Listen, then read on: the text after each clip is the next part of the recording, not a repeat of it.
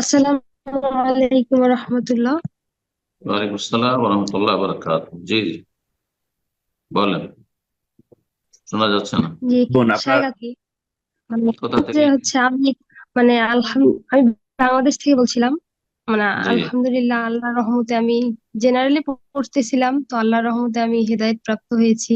দোয়া করবেন আমার আলহামদুলিল্লাহ। জন্য যেন আমি মৃত্যুর আগ পর্যন্ত দিনের উপর থাকতে পারি আল্লাহ কায়েম এবং রাখুন, আল্লাহ দিনের প্রতিষ্ঠিত সঠিক জ্ঞান রাখুন। যেন অর্জন করতে পারি।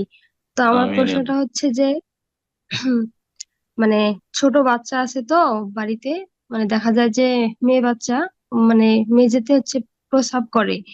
তো সেই প্রস্রাবটা আমরা হচ্ছে একটা মানে পানি ঢেলে দেওয়ার সুযোগ থাকে না, কারণ ঘরের মধ্যে যেহেতু, তো অনেক আসবাবপত্র থাকে, পানি ঢেলে দেওয়ার সুযোগ থাকে না।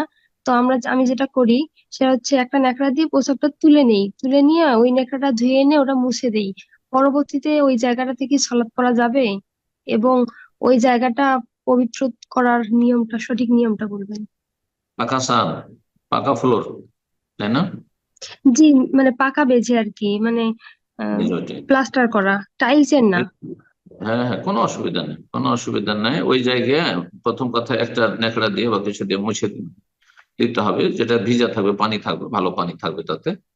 আর তারপরে তার উপরে আরেকটা, ওইটা ওইটা ধুয়ে নিয়ে, ওইটাই ধুয়ে পরিষ্কার করে আবার, আর না হলে আরেকটা দিয়ে, যেটাতে এই পেশাব টেশাব নাই, ওইটা দিয়ে আরেকবার মুছে দিতে হবে। এবার দুবার তিনবার করে দিলে ভালো, তিনবার করলে আরো ভালো, যাতে করে সেখানে পেশাবের গন্ধ টন্ধ না থেকে যায় বা কোনো অংশ না থেকে যায়।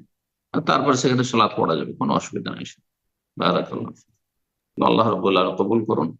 যা কিছু বললাম যদি ঠিক বলে থাকি, আল্লাহ কবুল করেন, বরকত দান করেন এবং উপকৃত করেন সবাইকে, আমাকে আপনাদেরকে। আর যদি ভুল বলি, আল্লাহ রাব্বুল ফিরে আসার তৌফিক দান করেন, আপনাদেরকে আল্লাহ রাব্বুল তার থেকে রক্ষা করেন, এবং আল্লাহ রাব্বুল আলামিন জান্নাতুল ফিরদৌস নসিব করেন আমাদের সকলকে। বালা মুসিবতে আল্লাহ হেফাজতে রাখেন।